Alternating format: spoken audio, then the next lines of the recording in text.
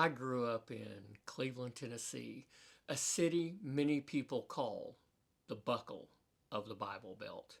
Not just because there are churches everywhere, but because many Christian denominations are based here. Movements that were born out of the holiness and Pentecostal traditions. Organizations that send pastors, missionaries, and theology across the country and across the world. If the Bible Belt fastens anywhere, people say it fastens here. This isn't just part of the belt, it is the buckle. From the outside, it shines. I grew up less than a half a mile from a bypass known as APD 40. APD stands for Appalachian Poverty Development. The road was designed to move traffic around the city, part of a broader effort tied to the Appalachian Development Highway System. The goal was economic improvement, better access, better opportunity. But roads didn't fix everything. I didn't grow up on the polished side of the buckle.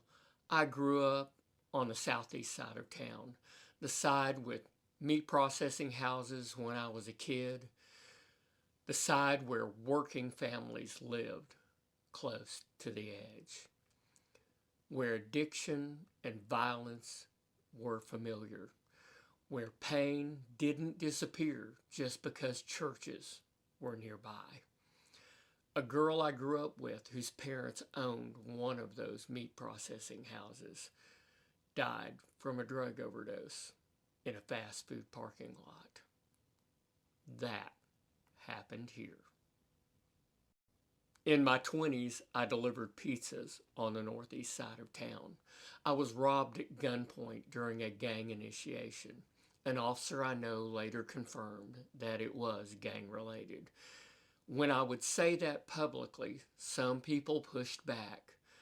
We don't have that here, they would tell me. That's Chattanooga, not Cleveland. But it did happen here. The young man who robbed me had real athletic potential. He could have gone Division 1. Instead, he chose a different road. After the robbery, members of that gang began showing up at my workplace. They left gang symbols on the walls. Then one night, a bullet came through the window. Glass shattered. A spent .22 round lay on the ledge of the thick double pane glass. The investigating officer insisted it was from a wrist rocket. I told him I grew up shooting .22s, digging them out of bundled newspapers for target practice. I knew what I was looking at. He got a little angry when I said that. He didn't want to call it what it was, but it wasn't random. It was intimidation. This is the place where I grew up. Years later, I was driving down a road I'd known most of my life, right in front of the elementary school I attended from first grade through sixth grade. Across from that school stood a Baptist church, a place I had visited as an adult, where friends of mine had attended. Between my elementary school and a church that I knew, a habitual alcoholic crossed into my lane and hit me head on. He lived about a third of a mile from where I live now. His family still owns that home. I pass it every time I leave and every time I return home. His last name is printed in large white letters on the mailbox. He had driven to buy liquor, opened the bottle on his way home. The toxicology showed twice the legal limit. He suffered a heart attack, crossed the center line, and hit me head on.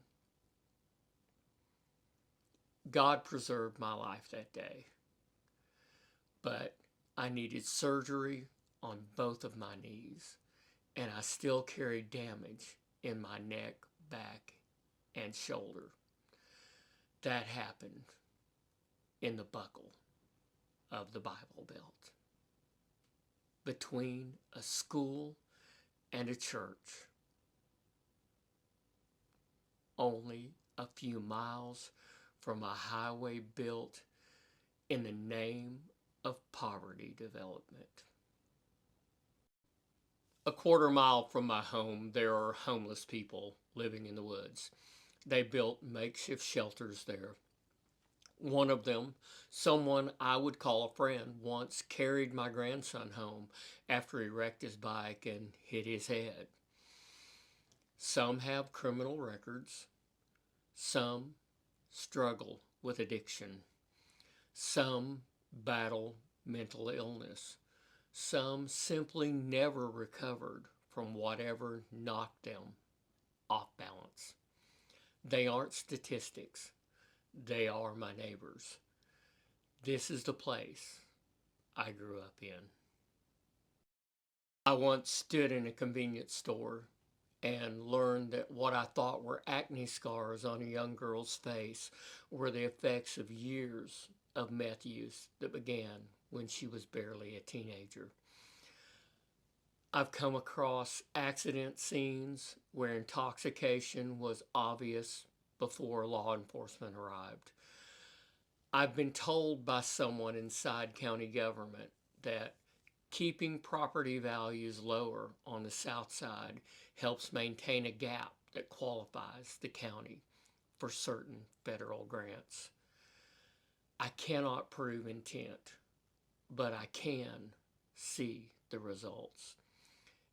Economic development efforts, denominational headquarters, 4-lane roads that move traffic efficiently around a city, and neighbors where generational poverty, addiction, and trauma remain, all within the same few miles.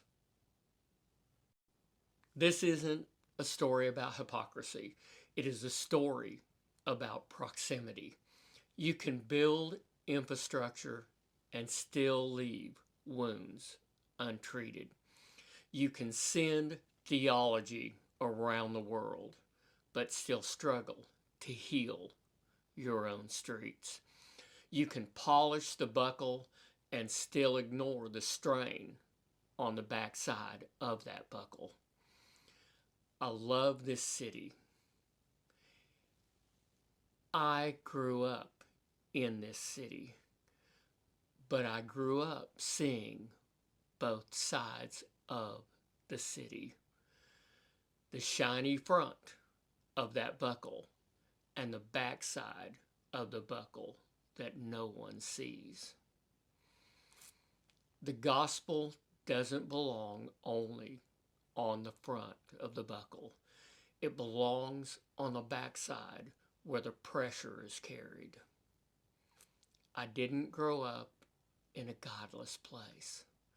I grew up in a place saturated with religion, surrounded by development efforts, and still in need of redemption, just like everywhere else.